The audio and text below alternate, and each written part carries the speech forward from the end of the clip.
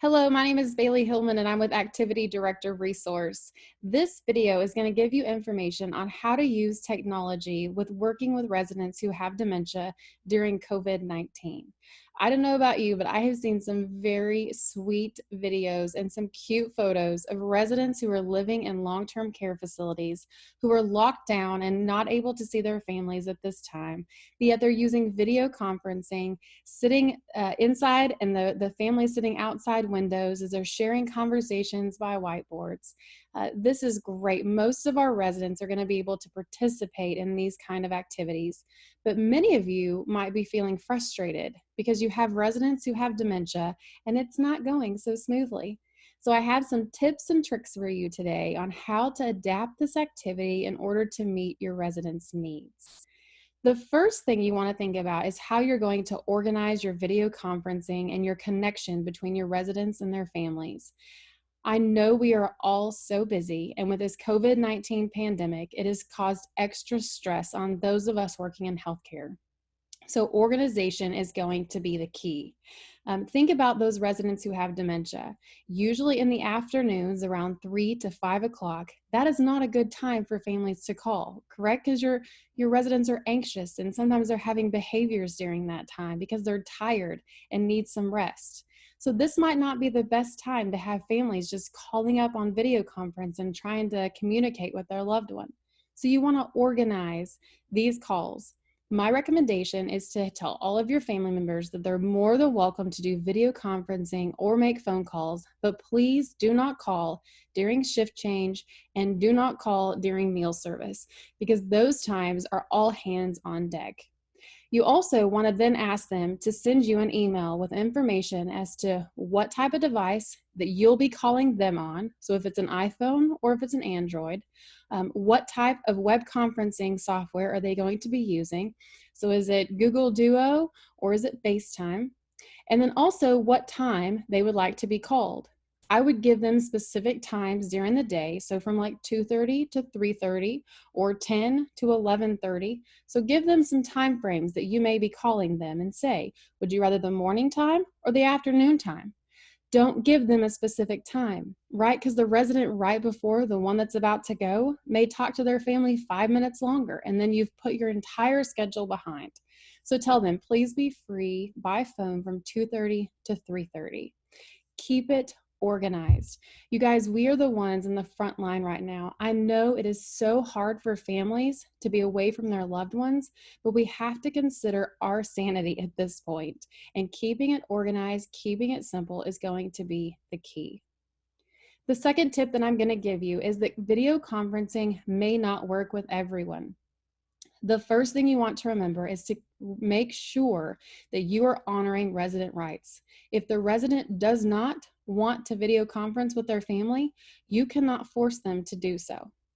The second thing is that how can you make it work for residents who do have dementia? You want to be very careful with video conferencing. A lot of times with this generation and this population of elders, they are not used to seeing their loved ones on a video, and they might think that you're trying to hide them somewhere. They may also not understand how their loved one's in a video screen and be looking around, wondering where they are. It could make them even more anxious or having behaviors. You want to work with your nursing team and your clinical team to ensure that after you're doing these video conferences that you're not having an escalated amount of behaviors in your communities. And if you are, you may need to adapt the webinar and conference calls with families. A lot of times residents will understand a phone call versus a web conference. So if you're not doing a video web conference, maybe they think that they're hiding somewhere, or why aren't they coming to see me, or am I sick? Is that why they're not coming? Sometimes just having a simple conversation on the phone, which they're used to, is going to help to decrease a lot of that anxiety. So if a video conference, if you're noticing that it's not working, maybe resort to using a telephone versus doing the video conference. If the families continue to want to see their loved one, because that's a lot of people's concerns right now is, well, I'm not able to get in and see them right now, and I want to make sure they're okay, and I want to tell them that I love them.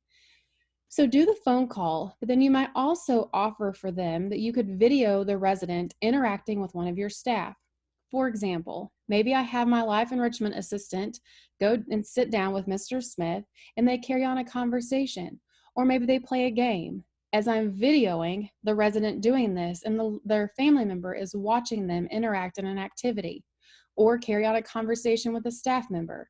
That way it gives the families a peace of mind that the resident is okay, they're doing well, they're enjoying life, and we're taking really good care of them.